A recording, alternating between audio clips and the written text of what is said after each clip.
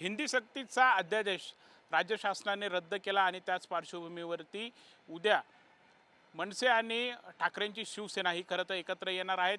या निमित्ताने खरं तर दोघं भाऊ देखील पुढे सोबतच दिसतील अशी देखील शक्यता आहेत आणि याच पार्श्वभूमीवरती बोलण्यासाठी माझ्यासोबत आत्ता मनसे आणि शिवसेना ठाकरे गटांचे कार्यकर्ते पदाधिकारी आहेत। खरं तर हे तेच सर्व कार्यकर्ते ज्यांनी रस्त्यावरती उतरून आंदोलनही केलेले आहेत, अनेक केसेस खरं तर आपल्या अंगावरती देखील घेतलेल्या होत्या आणि त्यांचं आता खरं तर काय म्हणणं आहे हे आपण जाणून घेणार आहोत। सुरुवातीला आपण मनसेकडे जाऊयात। काय एकंदरीत आता वाटतंय दोघं भाऊ एकत्र येतील आणि सध्याचं जे काय राजकारण सुरू आहे त्यावर तुम्हाला काय वाटतं? सर्वात पहिले मराठी जनतेला आम्ही शुभेच्छा देत आहोत, धन्यवाद देत आहोत। ज्या पद्धतीने राजसाहेबांनी उद्धव साहेबांनी जो हिंदी सक्तीचा मुद्दा लावून धरला, जे परकीय जे आक्रमण होते परप्रांतीयांचं हिंदीच्या सक्तीच्या विरोधात, ते आपण यशस्वी झालो आहोत। कारण की आपली मातृभाषा मराठी, आपला शेतकरी मराठी बोलतो, आपले ज्ञानेश्वर महाराज त्यांनी मराठी बोललेले आहे।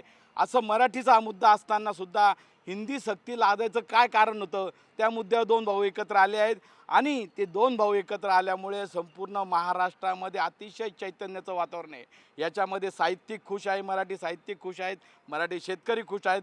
ह्या एकत्र येण्याला मराठी मातीचा सुगंध आहे आणि हा मराठी कुंभ हा उद्या गाजणार, संपूर्ण महाराष्ट्रात, संपूर्ण देशात गाजणार। बरं, दोघं भाऊ एकत्र आल्याचा काय परिणाम जाणवेल? जी काय सध्या गळती सुरू आहे किंवा एकीकडे आपण बघितलं तर शिंदे गट देखील आता कुठेतरी चांगली सगळी ताकद आहे। हे बघा, ज्याचा जे अडचणीत आहे तो त्याला ते घेऊन जात आहे आणि सत्तेचा खरा उपयोग यांनी केलेला आहे। ज्या पद्धतीने सत्तेचा वापर केला आहे, CBI, ED, पोलीस स्टेशन त्या पद्धतीने यांनी वापर केला आहे। कुठे ना कुठे थोडाफार यांनी लूपहॉल शोधायचा आणि त्या कार्यकर्त्याला ब्लॅकमेल करायचं आणि घेऊन जायचं, हे योग्य नाही आहे। याच्यानी जनता चिडत आहे, याच्यानी जनता नाराज झाली आहे, मतदार नाराज झाला आहे। जर मतदार नाराज झाला तर याचा धडा त्यांना पुढच्या निवडणुकीत, पुढच्या सत्तेमध्ये ते दररोज शिकवतील। कारण की जो कार्यकर्ता जातो तो मजबुरीने जात आहे, तो आनंदात गुलाल उधळत जात नाही। कोणी गुलाल उधळलेला नाही आहे, तुम्ही दाखवून द्यावा। एकाही कार्यकर्त्याने गुलाल उधळला असेल तर आमचं तुम्हाला आव्हान आहे का त्यांनी गुलाल उधळत प्रवेश घेतलेला आहे।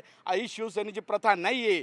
शिवसेना कधी गुलाल उधळत फेटा बांधून प्रवेश केलेला आहे, त्यामुळे हे फार दिवस चालणार नाही। बरं, खरं तर मनसे बाहेर पडली होती, त्यानंतर कुठेतरी शिवसेनेवर टीका करत होती, आज मात्र शिवसेनेवर चांगलं बोलतायत। काय वाटतं एकत्र येतील का? नाही, एकत्र जवळजवळ आलेच आहे. कारण उद्याचा जो मेळावा आहे तो म्हणजे भविष्यात दोन्ही भाऊ एकत्र येण्याची नांदी आहे. आणि खरं तर हे भाऊ एकत्रच होते आणि आपल्याला महाराष्ट्राला एक वारसा आहे. जेव्हा तिसरी व्यक्ती जर एखाद्या कुटुंबात हस्तक्षेप करत असेल तर नक्की ते कुटुंब उद्ध्वस्त होतं आणि येणाऱ्या काळात आपण बघितलं भारतीय जनता पार्टीने त्यांचा हेतू साध्य केला, परंतु भविष्याच्या दृष्टीने आणि महाराष्ट्राच्या दृष्टीने जेव्हा एकत्र येतील तर नक्की भारतीय जनता पार्टीला मोठी जरब बसेल आणि धडा शिकवल हे दोघं बंधू। बरं, आपण बघितलं तर इकडे नाशिकमध्येच ठाकरेंच्या शिवसेनेला मोठी गळती ही लागलेली आहे। दोघं भाऊ एकत्र आले तर कितपत फायदा होईल? दोघं भाऊ एकत्र आले तर हा नुसता दोघा भावांचाच विजय नसेल, तर हा पूर्ण महाराष्ट्रामध्ये मराठी माणसाचाही विजय असेल। आणि जी ठाकरेंना जी गळती लागलेली आहे, तसं आत्ता आमच्या भाऊंनी सांगितलं मनसेच्या, की त्यांच्या पाठीमागं ED लावली, त्यांच्या पाठीमागं CBI लावली। हे ज्यांनी भ्रष्टाचार केलेले असे लोक हे पळून गेलेले आहेत तिकडे। आणि अशा या पळवापळवीला माझं तर म्हणणं असं आहे का ही पळवापळवी नसून तर ही खरोखरची चोरीच आहे आणि याच्याने शिवसेनेला कुठलाही काहीही फरक पडणार नाही असं माझं म्हणणं आहे। तुमचं काय मत आहे? आता काय चित्र पुढे बघायला मिळेल उद्यानंतर?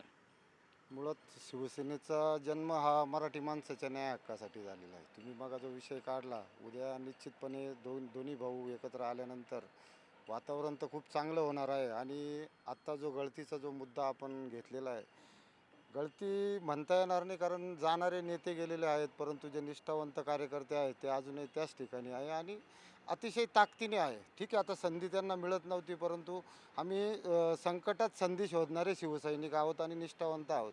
गेलेल्या लोकांच्या मागे खूप मोठी शिवसेना आज या ठिकाणी आहे आणि प्रत्येक ठिकाणी काम करणारी संघटनेमध्ये कार्यकर्ते आहेत। त्यामुळे जरी गळती तुम्ही म्हणत असाल गळती लागली आहे, परंतु आम्हाला तसं एक निष्ठावंत शिवसैनिक म्हणून काही वाटत नाही। कारण आता 33-34 वर्षापासून आम्ही अनेक स्थित्यंतर या संघटनेमध्ये बघितलेले आहेत, अनेक लोक गेलेले आहेत, तरी शिवसेना त्याच ताकदीने त्या आजही उभी आहेत आणि पुढे उभी राहणार. खरं आहे की ही कुठेतरी भावना ही कार्यकर्त्यांची आहेत. मनसैनिक आहेत, त्यांच्याशी आपण बोलूयात. तुम्ही रस्त्यावरती आंदोलनं केले होते राज ठाकरेंसोबत अनेक वर्षांपासून आहेत आणि आता काय वाटतंय, राज ठाकरे आता काय स्वतःकडे जबाबदारी मिळेल, दोघं भाऊ एकत्र आले तर कोणत्या भूमिकेत राज ठाकरे दिसतील असं वाटतं? सगळ्यात महत्त्वाचा मुद्दा असा आहे, म्हणजे आपण जे म्हणताय दोघं भाऊ एकत्र येणार आहे, तर आपण विषय हा असा घेतला पाहिजे का मराठी जी शांत बसलेली होती ती एकत्र येते आणि पेटून उठत आहे. आणि विषय असा आहे, आम्ही तर रस्त्यावरचे शिवसैनिक काय, आम्ही महाराष्ट्र सैनिक काय, आम्ही गेली 30 वर्ष आले आम्ही रस्त्यावरतीच आहे. आणि सामान्य जनतेसाठी आम्ही हा लढा अविरतपणे सन्मान्य राजसाहेबांच्या नेतृत्वाखाली, सन्मान्य उद्धव साहेबांच्या नेतृत्वाखाली अविरतपणे हा चालू ठेवू.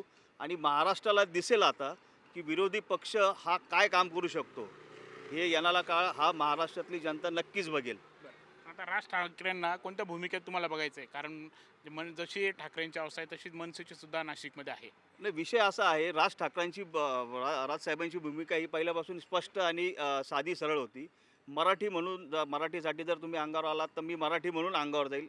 हिंदू म्हणून जर तुम्ही मला जर अंगावर घेण्याचा प्रयत्न केला तर मी हिंदुत्व काय आहे हे सन्मान्य राजसाहेबांनी महाराष्ट्राला नव्हेच तर भारताला दाखवून दिलेलं आहे.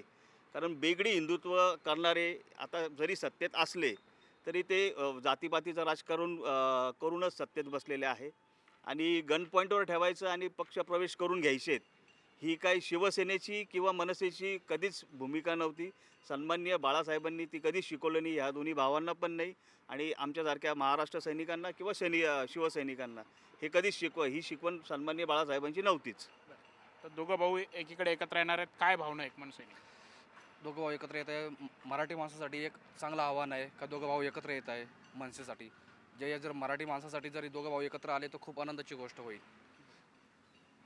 आपण बघत आहोत हिकत ही प्रत्येकाची भावना देखील आहेत. आता कुठे उद्या हा विजय जल्लोष हा साजरा केला जाणार आहेत आणि आता मनसे ठाकरे गट ही एकत्र येणार आहेत आणि निश्चितच त्याचा आनंद आहेत. यासोबतच विरोधी पक्षाने काय असतो हे देखील आता महाराष्ट्रात बघायला मिळत असं कॅमेरा विकी पारसह प्रांजल कुलकर्णी, NDTV मराठी, नाशिक.